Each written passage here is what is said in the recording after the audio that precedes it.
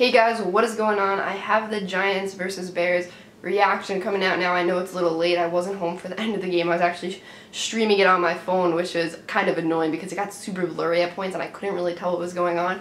But yeah, the Giants beat the Bears. Yes, Mitchell Trubisky was not playing, but the Giants, they beat that Bears defense, and I think that was the biggest obstacle of today. And even if Mitchell Trubisky was playing, I believe that Bears defense with Khalil Mack was going to be the biggest issue, with the Giants offensive line that hasn't been great at times this year. Granted, they have been playing better in recent weeks, but honestly, I'm honestly surprised that they won. I can't lie. I thought they were going to just get wrecked by Khalil Mack, Leonard Floyd, and all those guys. But, the beginning of the game was a little shaky, but they adapted, and that's what you want to see from Pat Shurmur, who's made some questionable decisions this year, some questionable coaching calls this year, game planning and that kind of stuff. But he adapted today. He changed the game plan up, I guess, in the second half after that Aldrick Rosas, after they came down, after that big Saquon Barkley run when it was third down and they were kind of just, like, all right, we're not going to take another sack once Eli took back-to-back sacks at the end of the second half. Saquon, I know I'm explaining this really badly. I'm jumping all over the place. But yeah, Saquon had that big run at the end of the second half on third down. Then Rosas came out and hit that, I believe it was 57-yard field goal, franchise record.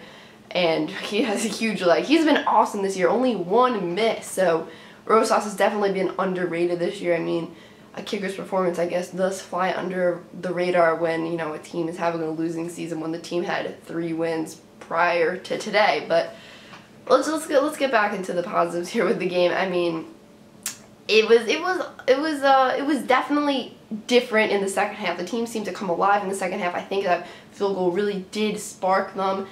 And, I mean, just Odell.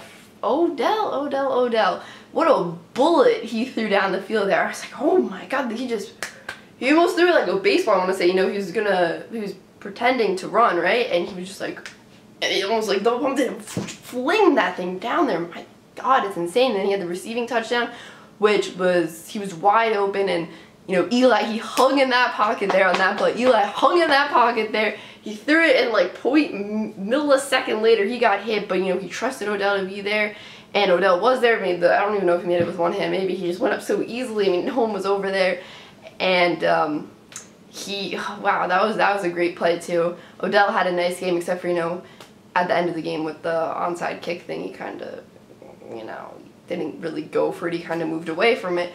But yeah, when the Bears were coming down for that game time drive there at the end with no seconds left on the clock, I knew Tariq Cohen was going to be involved in that play there. I was like, look at him right there. They're going to do something with him. I don't know. I'm not like trying to be like, I'm back to the second football. Like, listen to my brag. I knew what they were going to do, but I knew they were going to run some sort of little fake end around thing with him. And the Giants, what the Giants did too. You saw the Giants, I believe, pointing at him. Like I said, I was watching it on my phone, so it was kind of blurry, but you saw the Giants pointing at him on that last play there. I believe some linebackers were pointing him out or whatever, something. But I mean, that was a crazy play to end the game. That was a crazy play to end regulation, not the game, sorry, end regulation there. I mean, wow, Tariq Cohen, you gotta tip your hat to Tariq Cohen. What a player. The guy is 5'6", I read later today on Twitter. He's 5'6", he's 2 inches shorter than me. That's crazy. Good for this guy. I mean, he's insane.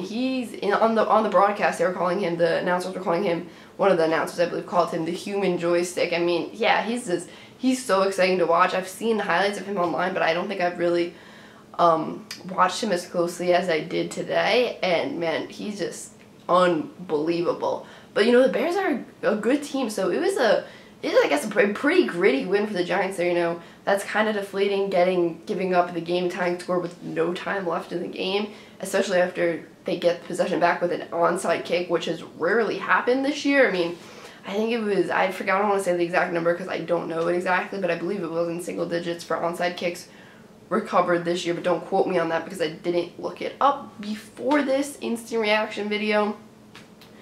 And yeah, I feel like there's more I gotta say. Just oh yeah, this is what I have to say. Kind of not like the down fan stuff, like people would call me out for this stuff, but just about them winning when the draft is coming up. I'm not someone who's like oh, lose all these games. I'm so mad you lost. I'm so mad you won. Like, what are you doing in draft position, whatever. I think that's a bad mentality for the team to have. So that's why I'm saying good. It's good that they won and whatever, but in the back of my head, I'm still kind of thinking about the draft and stuff, but it's so bad for the locker room if they're going out there and they're just trying to lose games or they're not trying to put a full effort out there, because I think that's just toxic and that's just going to lead to a locker room situation. That was something like last year with, you know, players going behind each other's backs, you know, kind of talking to the media about the coach and whatever. I think they just got to go out there and give 100% effort and, you know, play for each other. I think that's what is needed for a winning team. Just like looking down the line for next year and stuff, because a lot of these guys are still going to be there next year. Like BJ Hill had an awesome game today. Who's drafted this year, obviously is going to be there next year. You just want to have good locker room culture, even if the season is quote unquote lost. I think it's important for them just to go out there and give 100% every game and not think about the draft, because, you know, those guys aren't the ones getting drafted. They're not, you know, the draft really has no implication for them personally, so they got to go out there and just play for the team that they have right now. And just speaking about the draft, Oakland has a worse record than the Giants right now, and I think they're the real threat as someone who could draft Justin Herbert possibly if he does declare, because, you know, there's the rumors flying around about them wanting to trade Derek Carr. But, you know, those are just rumors and you can't really think about it. And, you know, maybe the Giants don't think Justin Herbert is the guy, or Drew Lock or any of those guys. So maybe they're going to wait another year, which is a little you know. But Jake Fromm, I know I talk about him in every almost college football video I talk about it. I always say something about Jake Fromm. I'm so high on Jake Fromm. He's going to be out the year after this year, so the 2020 draft. And, you know, if the Giants are in the position to draft him, please, if the Giants draft Jake Fromm, wow. Just wow, I would be so happy. I believe he's better than any of the prospects last year. Any of the quarterback prospects last year, any of those guys, I believe he is.